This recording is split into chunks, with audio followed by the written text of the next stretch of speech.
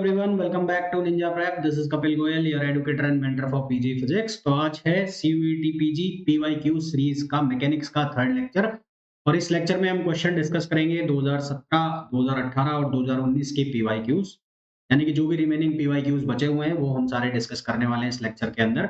Hopefully आपने अभी तक जितने भी पीवाईक्यूज के लेक्चर हुए हैं वो आपने देख लिए होंगे और आपको काफी जो एग्जाम है उसका आइडिया भी लग गया होगा कि किस तरह के क्वेश्चन आते हैं, किस तरह से क्वेश्चन पूछे जाते हैं, वो सब आपको आइडिया लग गया हो। तो चलिए स्टार्ट करें। उसके पहले प्लीज वीडियो को लाइक जरूर कर दें, चैनल को सब्सक्राइब नहीं किया है सब्सक्राइब कर दें और शेयर जरूर कर दें। तो सबसे पहले तो मैं ये बताना चाहूंगा आप लोगों को, जो भी लोग अगर टेस्ट सीरीज ज्वाइन नहीं किए जिन्होंने अभी तक, या जो भी क्वालिटी टेस्ट देना चाहते हैं, तो वो लीडर टेस्ट सीरीज ज्वाइन कर सकते हैं। लीडर टेस्ट सीरीज में आपको 10 फुल लेंथ टेस्ट मिलने वाले हैं, 10 सब्जेक्ट वाइज टेस्ट मिलने वाले हैं। और ये जो टेस्ट सीरीज है इसकी वैलिडिटी 15 अप्रैल तक रहने वाली है, ताकि आप बाकी एग्जाम की भी प्रिपरेशन कर सकें।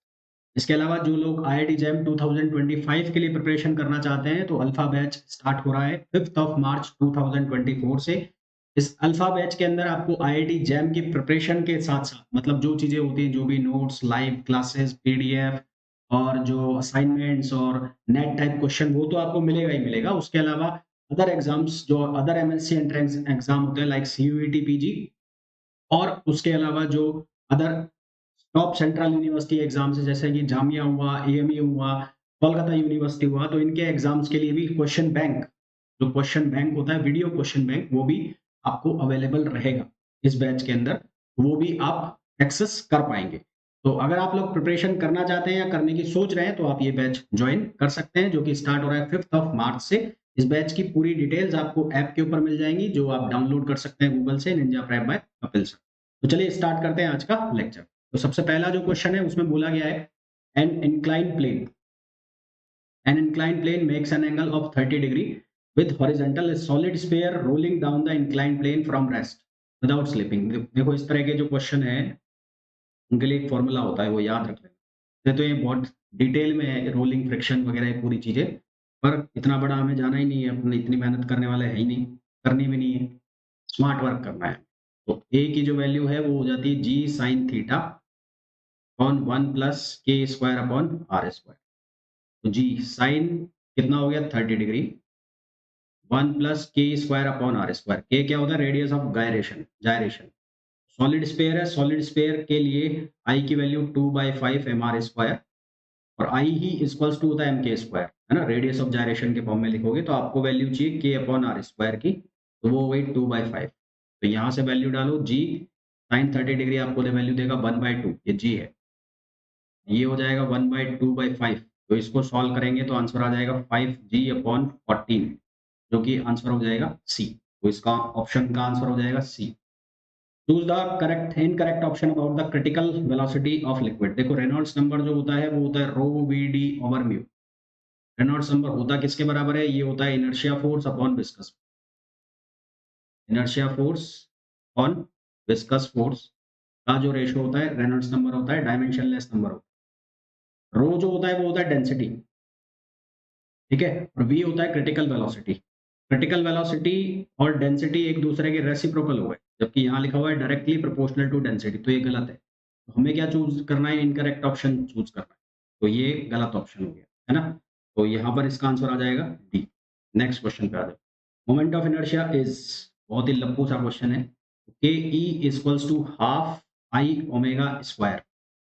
ओमेगा स्क्वायर की वैल्यू कितनी हो, आई की वैल्यू पूछिए आपसे, तो आई की वैल्यू कितनी हो जाएगी, आई की वैल्यू हो जाएगी 2ke अपॉन ओमेगा स्क्वायर। मैंने आपको कल भी बताया था, कल के वीडियो में, मैकेनिक्स के बहुत ज़्यादा टफ क्वेश्चन नहीं आते हैं। जितना मैकेनिक्स को लेके हो हल्ला मचा होता है कि मैकेनिक्स मेरी नहीं हुई है सर, मैकेनिक्स में मैं क्या करके जाऊँ, क्या नहीं करके जाऊँ, कुछ भी नहीं करके जाऊँ, तो 11वीं 12वीं के बेस पे क्वेश्चन हो जाते हैं।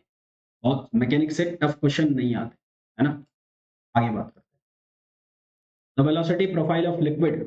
Velocity of profile of liquid का जो फॉर्मूला बनता है वो बनता है एक्स स्क्वायर अपॉन 2g करके फॉर्मूला बनता है। कुल मिलाकर y जो है वो प्रोपोर्शनल होता है एल स्क्वायर, एक्स स्क्वायर के, रेडियस का स्क्वायर होता है। तो यहाँ पर जो प्रोफाइल बनती है वो कैसी बनती है, पैराबोलिक। आप अगर वैसे भी दिमाग ना लगा पाए तो वैसे भी लगा सकते हो कि जो आपका घर में मिक्सी होती है, मिक्सी वाला सीन, उसमें जो प्रोफाइल बनती है ना, वो भी कैसी बनती है, पैराबोलिक बनती है। नेक्स्ट क्वेश्चन पे आ जाओ।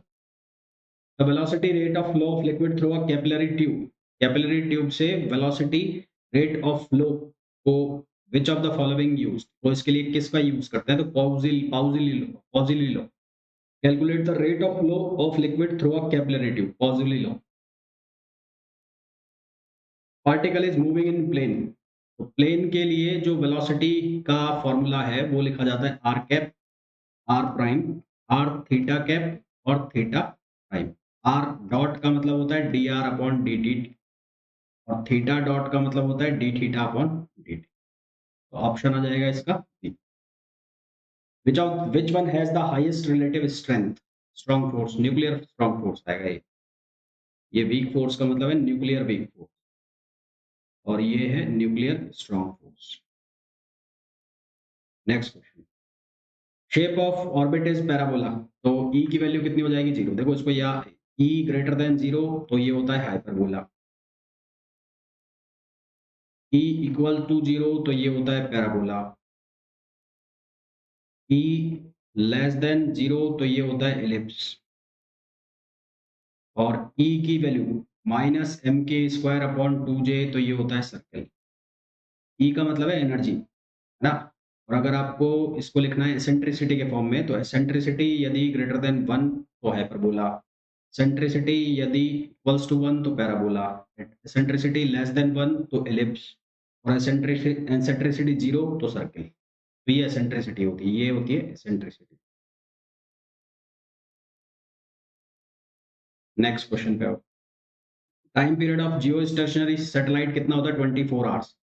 जियो स्टेशनरी सैटेलाइट का मतलब होता है कि जो अर्थ से 36,000 किलोमीटर की हाइट पे हो और जो अर्थ की मोशन के साथ साथ मोशन करे, जिनकी अर्थ और जियो स्टेशनरी जो सैटेलाइट है उनकी रिलेटिव मोशन कितनी होती है, जीरो, क्योंकि दोनों का जो टाइम पीरियड होता है वो सेम होता है। तो ये जो है इसका आंसर कितना आ जाएगा, 24 आवर्स।